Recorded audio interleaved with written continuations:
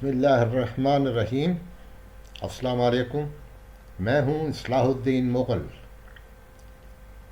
پاپا Jones pizza, اس کے بارے میں آپ لوگوں نے کافی سن رکھا ہوگا، اور وہ پیزا شاید اتنا پہلے مشہور نہ ہوتا، لیکن جب اس کے ساتھ ہمارے سابق D G I S P R اور موجودہ chairman C pack,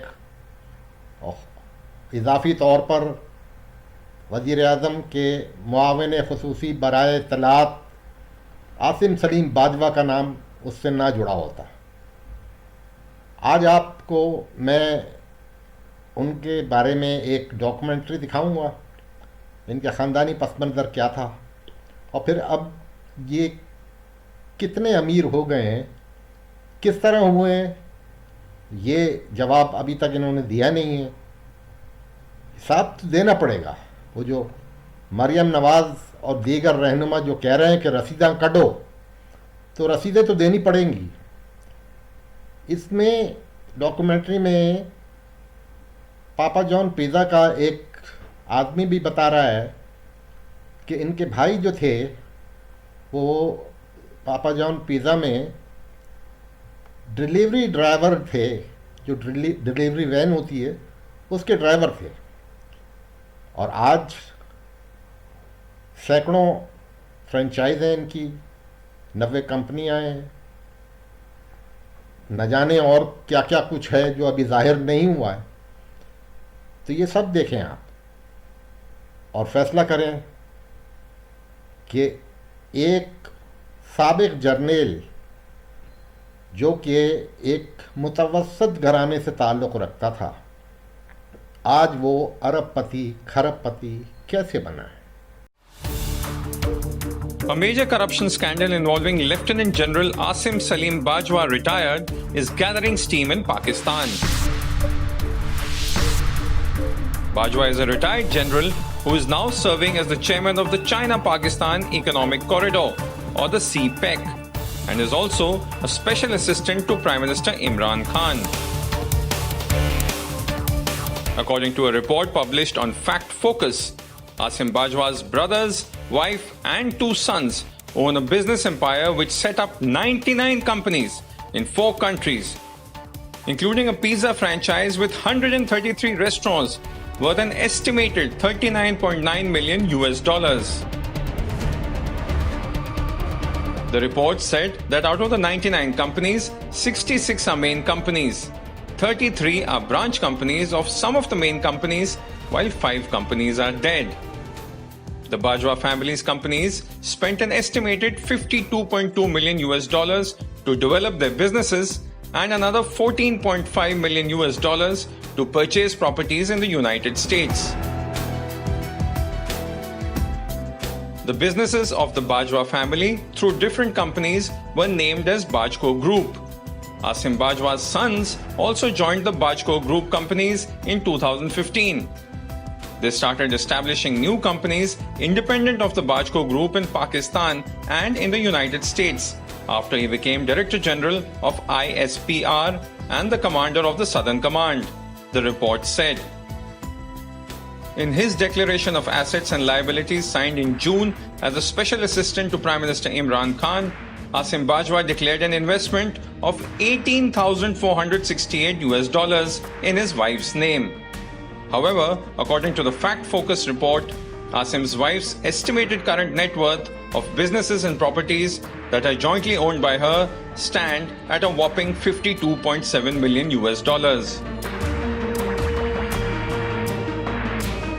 The report claimed that the growth of Bajwa family's business empire in the United States and Pakistan directly matches the rise in power of the retired general, who is now the chairman of CPEC. The report also traced the rise of Asim Bajwa's brother, who started as a delivery driver for the pizza restaurant franchise, but now runs his own food chain with 133 restaurants.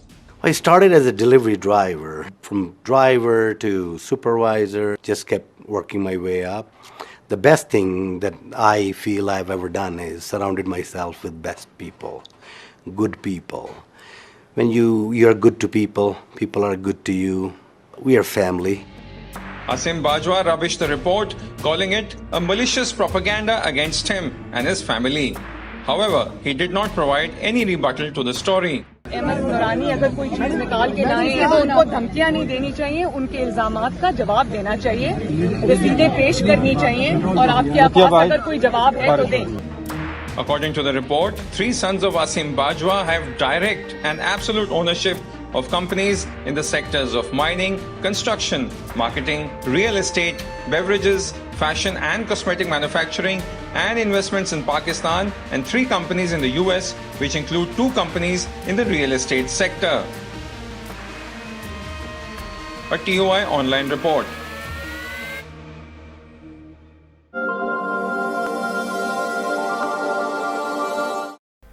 ایک انہی کا قصہ نہیں ہے.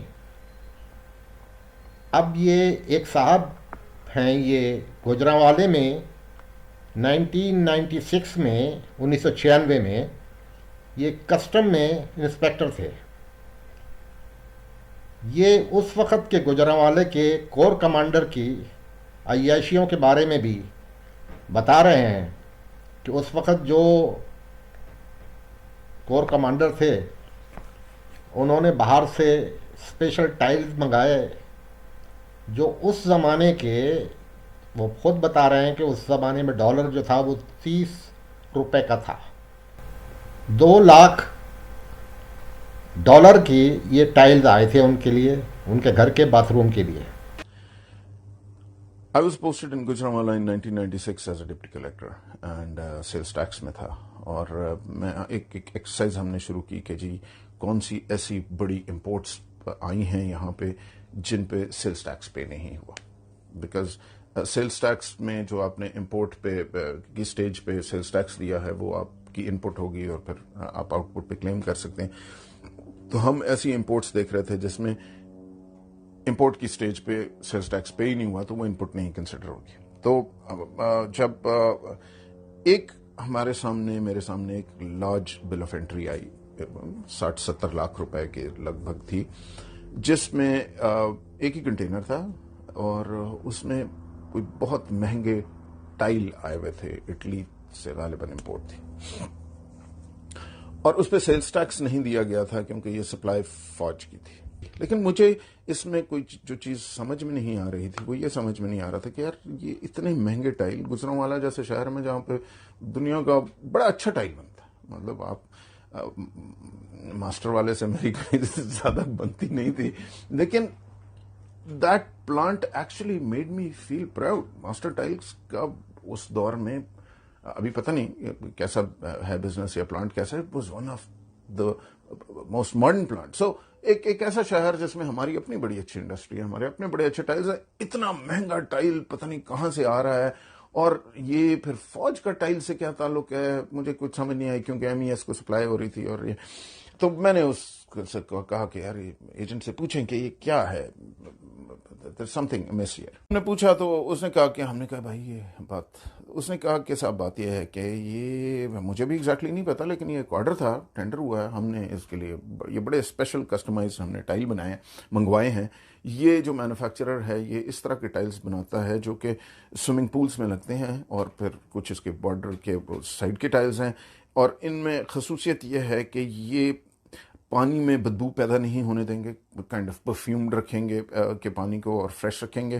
دوسرا ان میں خصوصیت یہ ہے کہ ساؤنڈ نہیں ہونے دیں گے, اینٹی سلپ تو ہیں ہی, اس میں کچھ جو ہیں وہ گلو ان دا ڈارک ٹائپ ہیں. سو یہ ایک بڑا کسٹمائزڈ قسم کا ہم نے آرڈر ہے اور یہ ہم نے منگایا. اور اگر آپ کو 60-70 لاکھ روپے آج کوئی چھوٹا اماؤنٹ لگ رہا ہو تو ایک چیز یہ ذہن میں رکھیے گا کہ اس وقت ڈالر 30 روپے کا تھا. سو 60 لاکھ روپے کا مطلب یہ ہے 30 لاکھ ہوئے, 1 لاکھ ڈالر تو 2 لاکھ ڈالر کے ٹائل تھے. آج آپ حساب لگا لیں. تو اس نے کہا کہ جناب یہ جو کور کمانڈر صاحب کا گھر بن رہا ہے اس کے سوئمنگ پول میں لگ رہے ہیں, ہمیں یہ پتا, مجھے نہیں پتا MES نے وہ ٹائل کہاں لگائے, کور کمانڈر کے گھر میں لگے یا پتہ نہیں کدھر لگے, اور ہمیں کبھی پتہ بھی نہیں چلے گا. کیوں پتہ نہیں چلے گا؟ اس لیے پتہ نہیں چلے گا کہ وجاہت میرا دوست کبھی جا کے कोर कमांडर के टब में नहीं लेटेगा और ये नहीं कहेगा कि ये देखें क्या हो रहा है। कभी भैंसों की तस्वीरें इस तरह नहीं बनेंगी, क्योंकि यहां पे जाते हुए सबके पर जल जाएंगे, लेकिन वजीर आजम के घर में जाके टब जरूर देखा जाएगा।